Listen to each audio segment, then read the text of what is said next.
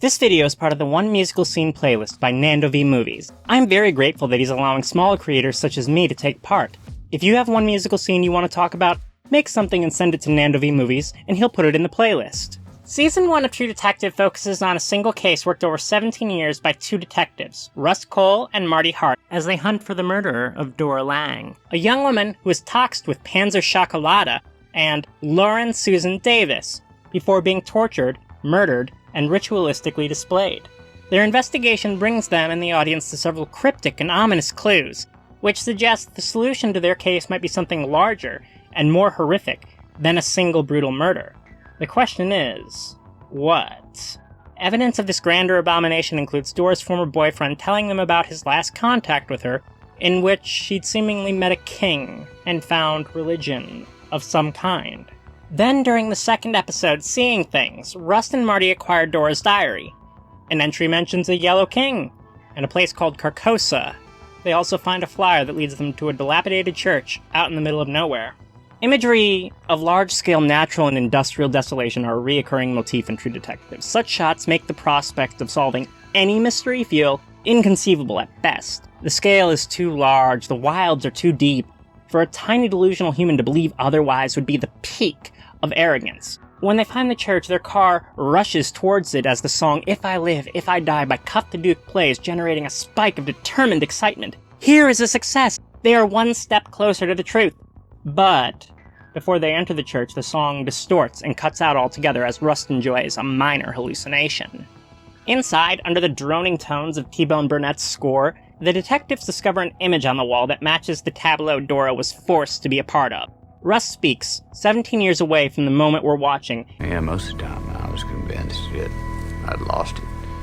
And as he drops a frankly awesome line, There are other times I thought I was mainlining the secret truth of the universe. The delicate, creeping notes of the 13th floor elevator's Kingdom of Heaven begins to play. The last shot of the detectives for this episode is a bird's eye view of them gazing at the scrawled figure. The height of the shot makes them seem so very, very small. As the lyrics chime in, "Here you are, at my place." The camera sweeps out at the swampland the church sits in, which is only a small portion of the dark and wild landscape that the detectives must venture to find the truth.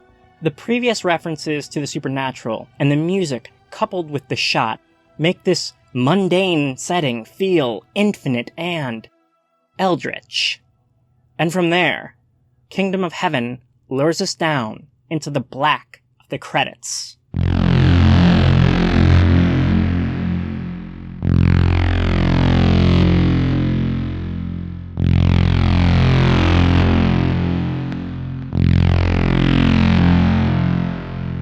The elevators were avant-garde advocates of Lauren Susan Davis, and major pioneers of psychedelic rock, a genre they named as they defined what would become the sound of the 60s. The lyrics to Kingdom present the perspective of a trip-sitter and/or guru guiding a young woman through a spiritual experience. That, knowing the elevators, was likely assisted by Lauren, with the setting being the interior of a church. I'm not going to play the actual song, cause YouTube, but we're gonna quickly go through the lyrics. I promise you, I will not sing. Here you are at my place, within your glistening eyes. I'm watching your reactions, as the thing within you cries, and I'm bringing you this message, cause I think it's time you knew, that the kingdom of heaven is within you. The incense and the candles and the colors on the wall, your image stands reflected as a princess come to call. Your suspicions I'm confirming, as you find them all quite true, and the kingdom of heaven is within you. Through the stained glass windows, moonlight flashes on the choir, and splashes on the altar in glows of liquid fire. Then it bathes you with its glory, and you begin life anew, and the kingdom of heaven is within you.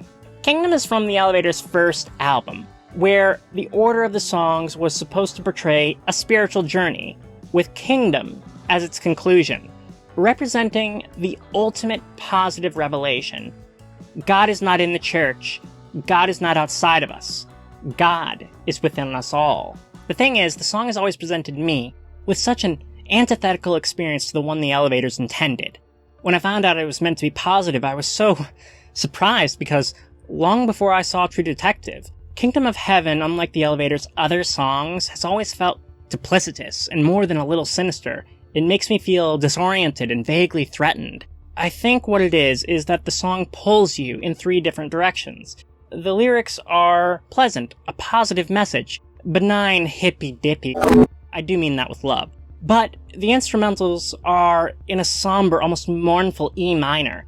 Then, contrasting the instrumentals, Rocky Erickson's voice is a high tenor that I find quite fun, lively, and lovely in every other elevator song I've ever heard, but here it seems possessed by an uncanny, detached glee that just slithers through you. These components together are primed for making you feel like something is wrong. Such contrasts are often used in the construction of horror scores, though that's not to say that the idea of the song suggesting some sort of revelation is off the table. It's just not going to be anything good. The real revelation, though, is what the song is doing in the episode.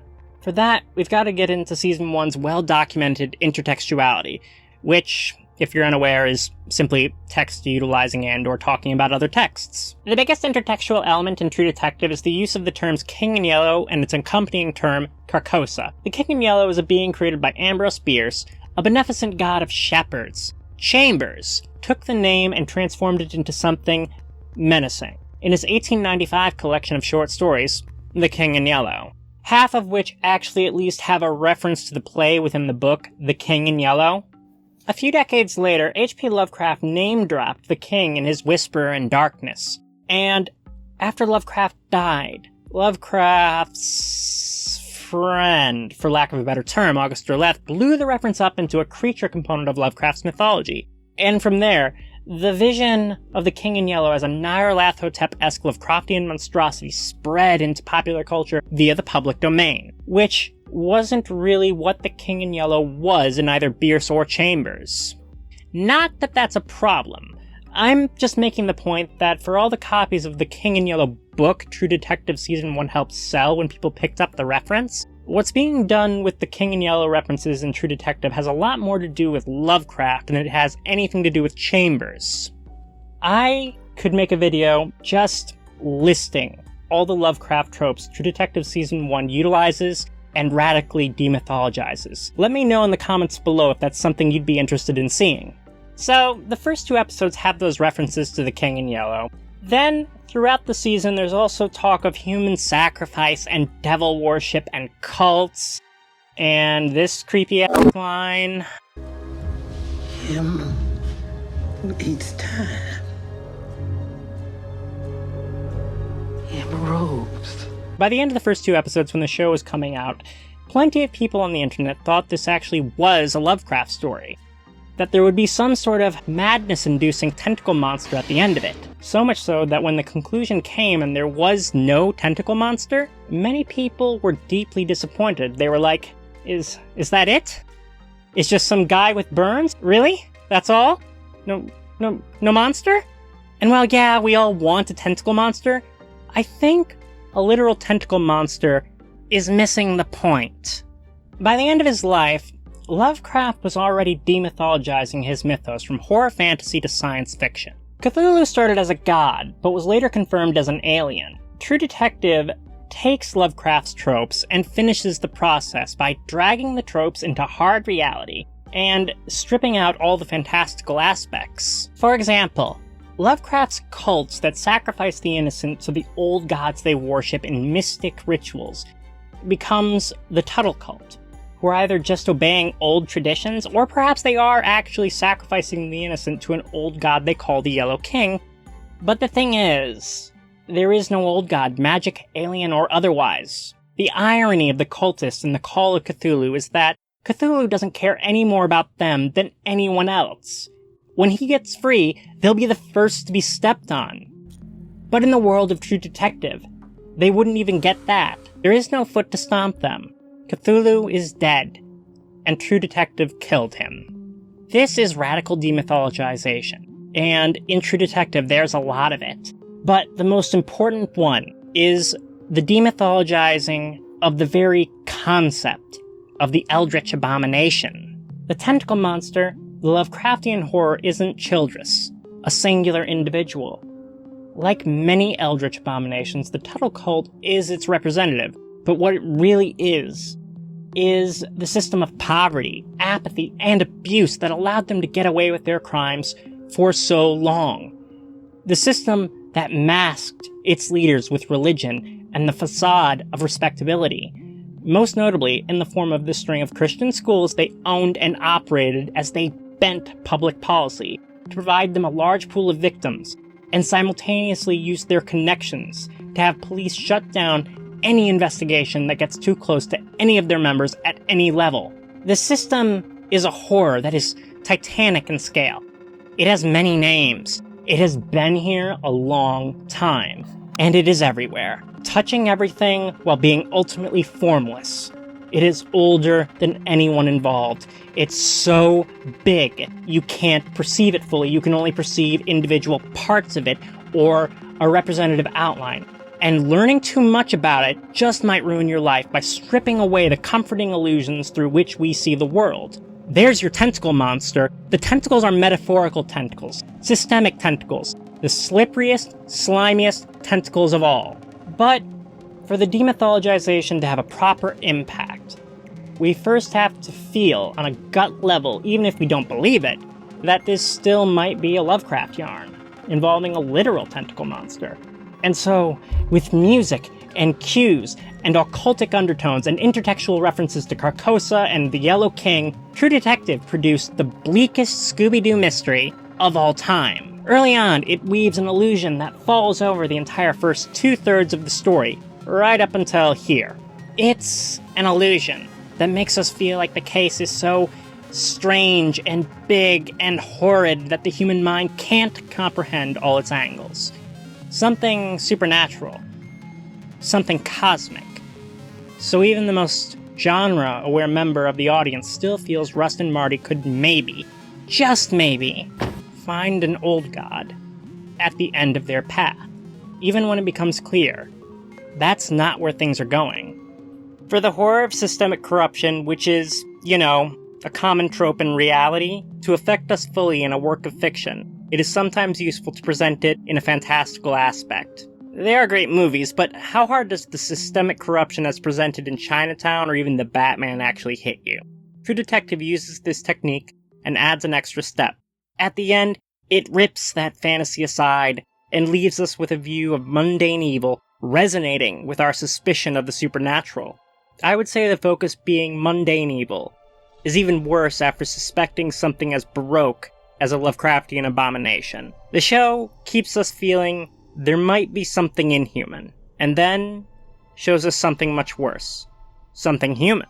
That reveal gives the systemic corruption the impact it deserves, in an age of savvy, jaded media consumers, who are also savvy, jaded citizens. As appalling as the truth is, as emotionally affecting as it is, it still feels mundane. It's in the news. The illusion lends the horror of the truth a kind of grandeur that would be absent without this technique. And because it works so well, the horror of True Detective, the story of True Detective, stays with you when many other bleak police procedurals would simply fade away, if that's what you consider TDS1. I don't. The bedrock for this technique to work begins at the end of episode 2 with Kingdom of Heaven. By that point, we have our intertextual references. We have our occultic undertones. We have our question of what is this strange story we are witnessing. Then, the creeping wrongness of Kingdom acts as an emotional catalyst. It's set off by Rust's words, mainlining the secrets of the universe, promising us the cosmic, as does the song's underlining dark psychedelica, while its religious imagery conjures ideas of the spiritual, the supernatural, the above humankind. The lyrics begin, "Here you are at my place." What place? The church? Yes, but also, as soon as that welcoming first line drops, the camera starts to move, drifting out into that seemingly endless landscape.